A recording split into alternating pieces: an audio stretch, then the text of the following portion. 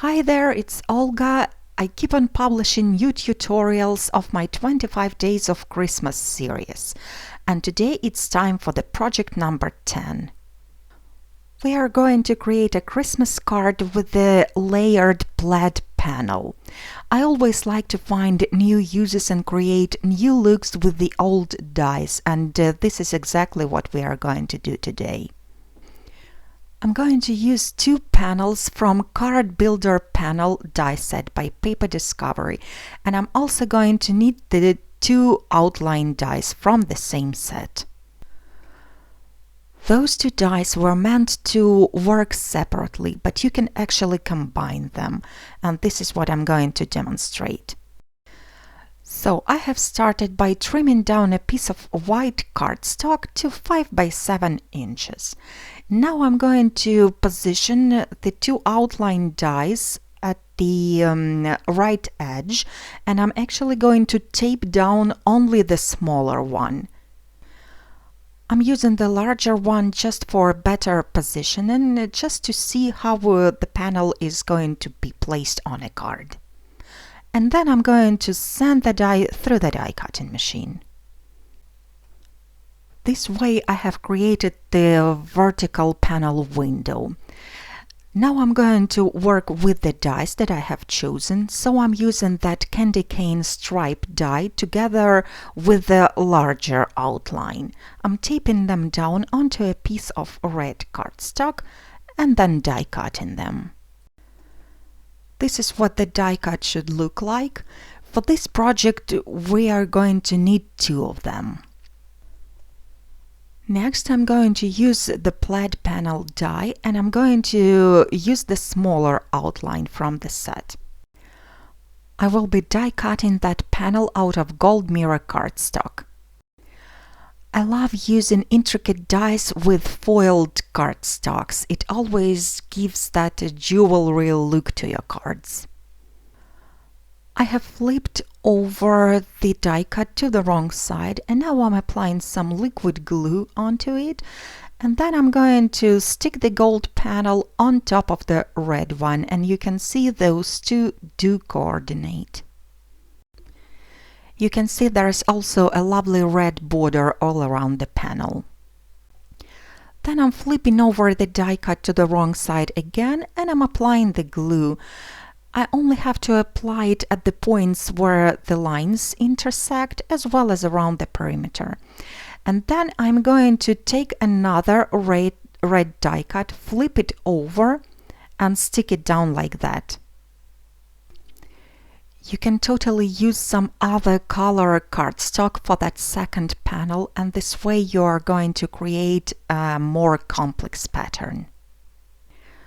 I guess I didn't line up the dies too well, so there is some cardstock sticking out of the top layer, but I'm just using my scissors to trim the extra off.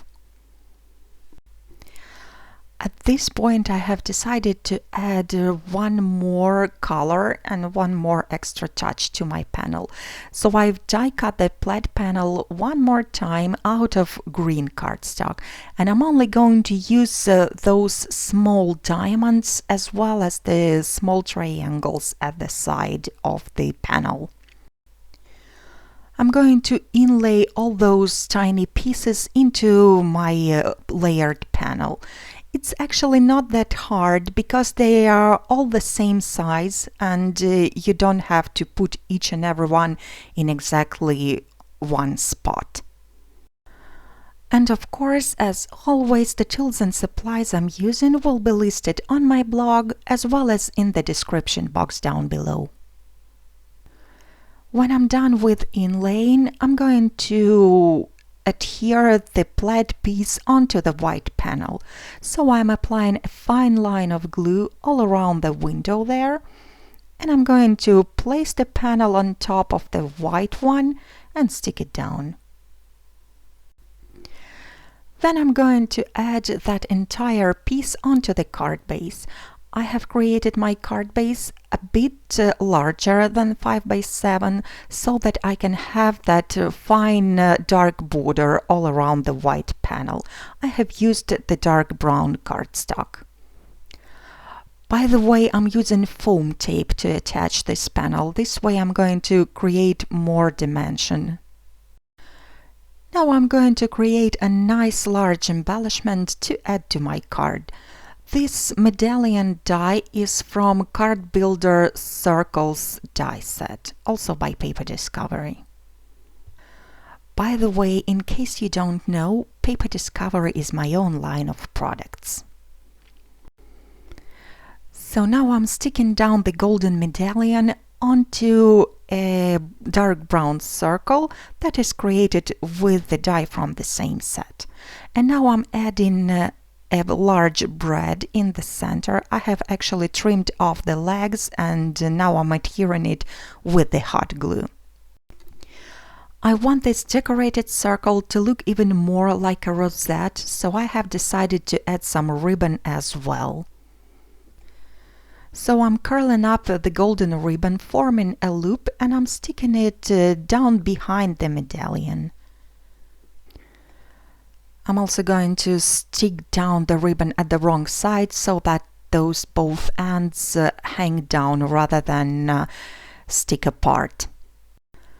I'm placing my rosette onto the card and then I'm trimming down the ends to the size. Then I'm going to attach it to the card, again using the hot glue. You can also stick down the medallion first and then trim off the ends of the ribbon. It really doesn't matter.